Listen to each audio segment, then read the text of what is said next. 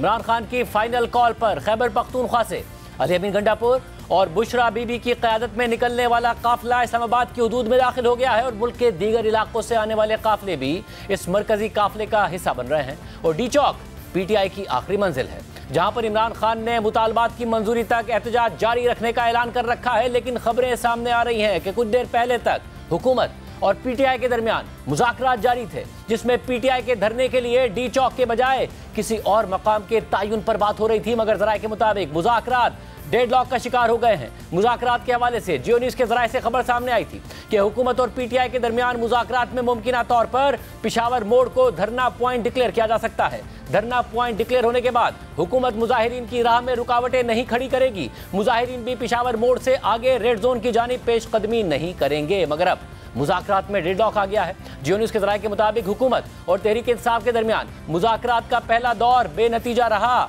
PTI Imran Khan की फौरी रिहाई के मुतालबे पर कायम है और परेड ग्राउंड या पिशावर मोड़ पर धरने की पेशकश मुस्तरद कर दी है। PTI का मौक़िफ़ है कि इमरान खान को फौरी रिहा ना किया गया तो डी चौक पहुंचेंगे। ज़राये के मुताबिक वज़ीर दाखिला मोहसिन नकवी वज़ीर आज़म को मुज़ाकरात से आगाह करेंगे। मुज़ाकरात के मज़ीद दौर भी होने का इम्कान है। जबकि जियो न्यूज़ के नुमाइंदे हैदर शरादी की खबर के मुताबिक अली अमीन गंडापुर और उमर अयूब का बैरिस्टर गौहर खान और पार्टी क़यादत से राब्ता हुआ है और पार्टी क़यादत से एहतजाज के हतमी मकाम पर मुशावरत जारी है। इससे पहले आज सुबह chairman PTI barrister Gohar Khan और मुशीर इत्तलात खैबर पख्तूनख्वा हुकूमत बैरिस्टर मोहम्मद अली सैफ की अडियाला जेल में अचानक इमरान खान से मुलाकात हुई और यह मुलाकात तकरीबन 2 घंटे तक जारी रही। इस मुलाकात को किसी बैकडोर राब्ते या पेशरफ्त का नतीजा करार दिया जा रहा है, क्योंकि आज मुलाकात का दिन भी नहीं था, हर तरफ रुकावटें भी मौजूद थी, मगर मुलाकात कराई गई। और मुलाकात के बाद बैरिस्टर गौहर खान से जब एहतजाज कॉल ऑफ करने से मुतालिक सवाल हुआ तो उन्होंने जवाब दिया कि कॉल ऑफ वाली बात ही नहीं है। एहतजाज का कॉल खान साहब के एहतजाज का कॉल है, वो फाइनल है, उन्होंने कॉल किया है। सर कॉल ऑफ कर रहे हैं या नहीं? कोई ऐसी कॉल ऑफ वाली बात ही नहीं तो है। सर जो मुज़ाकरात चल रहे हैं उस पर कोई अपडेट सर? वो देखो आप जाते हैं। इमरान खान की कॉल पर कल से PTI के काफिले इस्लामाबाद की तरफ मार्च कर रहे हैं। अंदर की खबर क्या है, हमारे नुमाइंदे हमारे साथ मौजूद होंगे, क्योंकि रुकावटों की वजह से आज शाम को इस्लामाबाद की हदूद में PTI के काफिले दाखिल हुए हैं। और ये PTI के बाकी एहतजाज और रैलियों से इसलिए मुख्तलिफ है क्योंकि अमली तौर पर इमरान खान की अहलिया बुशरा बीबी इसे लीड कर रही हैं। हालांकि पार्टी मुसलसल यही मौक़िफ़ इख्तियार करती है कि बुशरा बीबी का सियासत से कोई ताल्लुक नहीं है, मगर अब पार्टी के रहनुमा इस बात का दिफा कर रहे हैं और कह रहे हैं कि लीडरशिप तो बुशरा बीबी की मौजूदगी की वजह से आई है। अली अमीन गंडापुर की सरबराही में खैबर पख्तूनख्वा से निकलने वाले काफिले में बुशरा बीबी सबसे आगे नजर आई। कंटेनर पर खड़े होकर कारकुनों से खिताब किया और कहा कि जब तक इमरान खान वापस नहीं आते तब तक मार्च खत्म नहीं करेंगे। जब तक खान हमारे पास नहीं आ जाएंगे हमने इस मार्च को खत्म नहीं करना। मैं अपने आखिरी सांस तक वहां खड़ी रहूंगी। आप लोगों ने मेरा साथ देना है, जो नहीं देगा तब भी मैं खड़ी रहूंगी। और मुझे उम्मीद नहीं, मुझे यकीन है कि पठान गैरतमंद कौम है और आखिरी जंग तक वो साथ नहीं छोड़ती। इसके अलावा उन्होंने वीडियो बयान भी जारी किया। खान के हुक्म पे 24 नवंबर से नहत्ती अवाम रुकावटें हटाती हुई इस्लामाबाद पहुंच रही है। जो अभी तक नहीं निकले वो अपने और अपने मुल्क के मुस्तकबिल के लिए इस्लामाबाद पहुंचे, क्योंकि आपके मुल्क के मुस्तकबिल का सवाल है।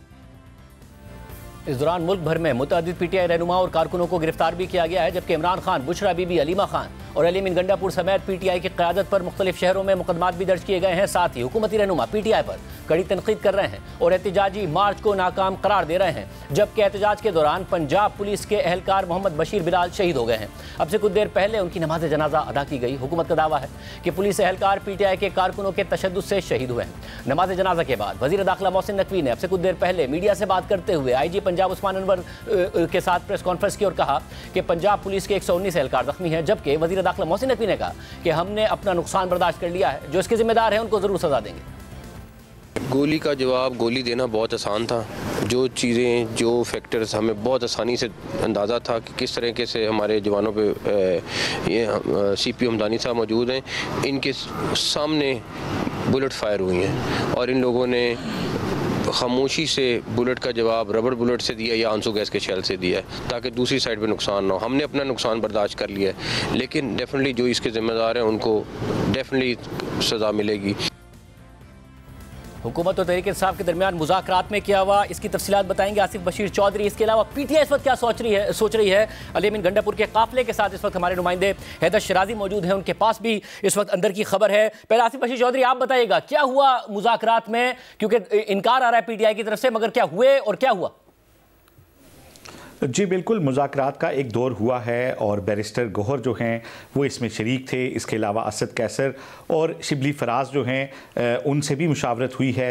हुकूमती साइड से सरदार अयाज सादिक, राना सनाउल्ला और वफाकी वज़ीर दाखिला जो हैं ये भी जो हैं इस मुशावरती अमल का हिस्सा थे। और हुकूमत की जानिब से पीटीआई को ये पेशकश की गई कि अगर वो पेशावर मोड़ के मकाम पर बैठें, जो कि ये वही जगह है जहाँ पे मौलाना फजलुर रहमान को पीटीआई हुकूमत में जगह दी गई थी धरने की, तो अगर वो वहाँ पे बैठें तो उन्हें फैसिलिटेट भी किया जाएगा, रास्ते से रुकावटें भी हटाई जाएंगी और वहाँ उनके बैठने पर उन्हें कुछ कहा भी नहीं जाएगा। इसमें उधर ये पेश किया गया कि इस वक्त बेलारूस के जो सदर हैं, डिग्नेटरीज़ हैं, बाकी वो यहाँ पे मौजूद हैं और पाकिस्तान के लिए बैनुल-अक़वामी तौर पर ये जो है जग हसाई का बाइस बन सकता है कि वफाकी दारुल-हुकूमत के रेड जोन के अंदर अगर डी चौक के अंदर मुजाहिदीन जाएंगे तो ये अच्छा कोई तासुर बैनुल-अक़वामी तौर पर नहीं जाएगा। इब्तदाई तौर पर पीटीआई के जो सलाहकार थे जिनसे बातचीत की जा रही थी, उन्होंने इस बात पर जो है इब्तदाई रजामंदी जाहिर की, ताहम उनका ये कहना था कि वो आला क़यादत से राब्ते के बाद ही इस बारे में हतमी जवाब देंगे। ताहम आला क़यादत से जो राब्ता हुआ है जिसमें कहा जा रहा है कि बुशरा बीबी से भी मुशावरत की गई है, अली अमीन गंडापुर जो हैं उनसे भी बात की गई है, तो उसके बाद जो है वो हुकूमत को ये बताया गया है कि वो पेशावर मोड़ नहीं बैठेगी पीटीआई, बल्कि उनका इसरार है कि वो डी चौक के अलावा किसी मंजिल को कबूल नहीं करेंगे। और उसके साथ ही इस मुतालबे को भी दोहराया गया है कि इमरान खान जो हैं उनकी रिहाई के अलावा हम वापस भी नहीं जाएंगे।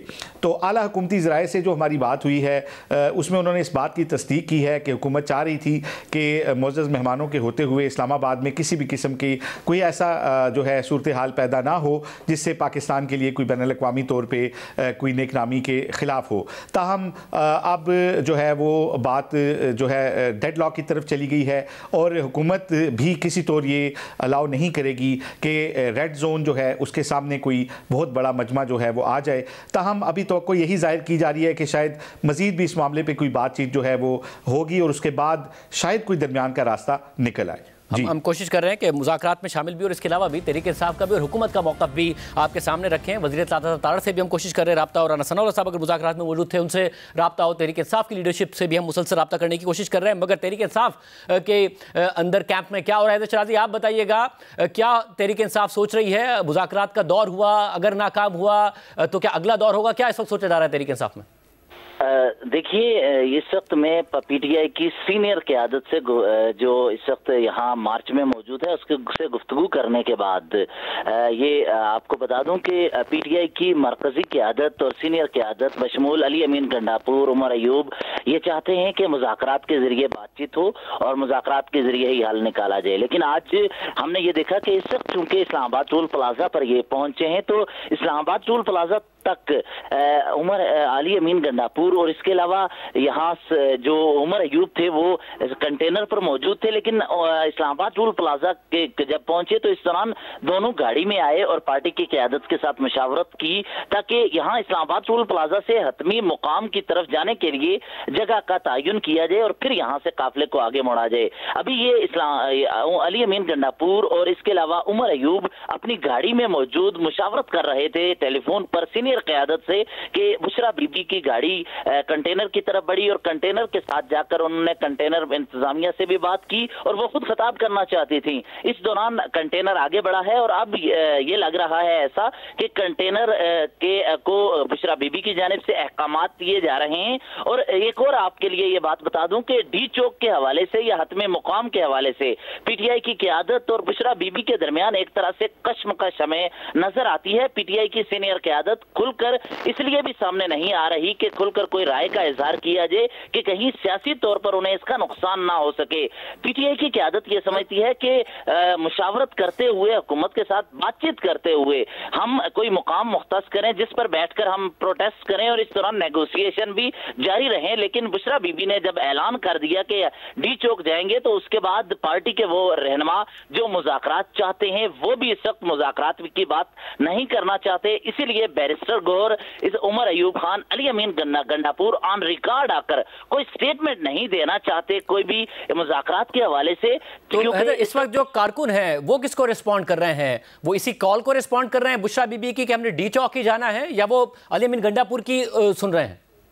देखिए, इस वक्त पीटीआई की मरकजी क़यादत की नाअहली कह लें या फिर उन पर आपसी इख्तलाफात की वजह से एतमाद का फुकदान कह लें, पार्टी की मरकजी क़यादत जो कि संजीदा फैसला करने की सलाहियत रखती है, मुज़ाकरात के जरिए मामलात को हल भी करना चाहती है, उस पर इस तरह का ये सिलसिला किया गया है कि अब पार्टी वर्कर किसी उन पर संजीदा नाम है, बातचीत भी करना चाहते हैं लेकिन एतमाद कम करते हैं। और बानी पीटीआई ने चूंकि कहा है कि डी चौक पहुंचे, तो वो बार बार इसरार कर रहे हैं कि हमें डी चौक की तरफ जाना चाहिए।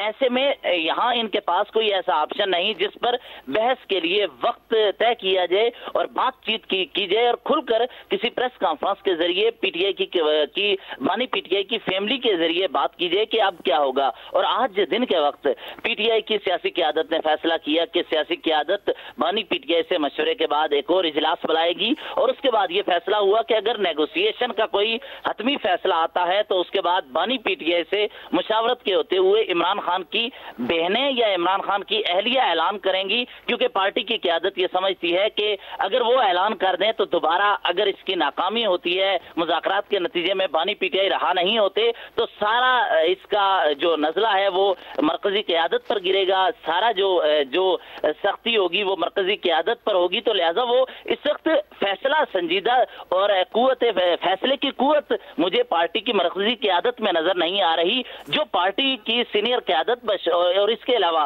बुशरा बीबी को इस बात पर ये बैठाकर इस बात पर वो उनके साथ ये तय करे, फैसला करे कि हमने किस तरीके से इस्लामाबाद जाकर किस जगह बैठना है और उसके बाद हमने हुकूमत के साथ मुज़ाकरात से अपने मुतालबात मनवाने हैं। इस वक्त ये फैसले अब ये बड़ी अहम बात है। तो आसिफ रशीद, ये बताइएगा कि क्या हुकूमत की तरफ से कोई फ्लेक्सिबिलिटी है? जो आप कह रहे हैं कि डेडलॉक है, क्योंकि अब जो हमें शिराजी बता रहे हैं वो तो ये बता रहे हैं कि इस वक्त खुद तहरीक इंसाफ के अंदर भी कशमकश है, तो अगर बुशरा बीबी की हतमी कॉल है कि डी चौक ही जाना है, तो हुकूमत के अंदर ये फ्लेक्सिबिलिटी है या बड़ा हतमी फैसला है कि डी चौक तो किसी सूरत नहीं आने दिया जाएगा?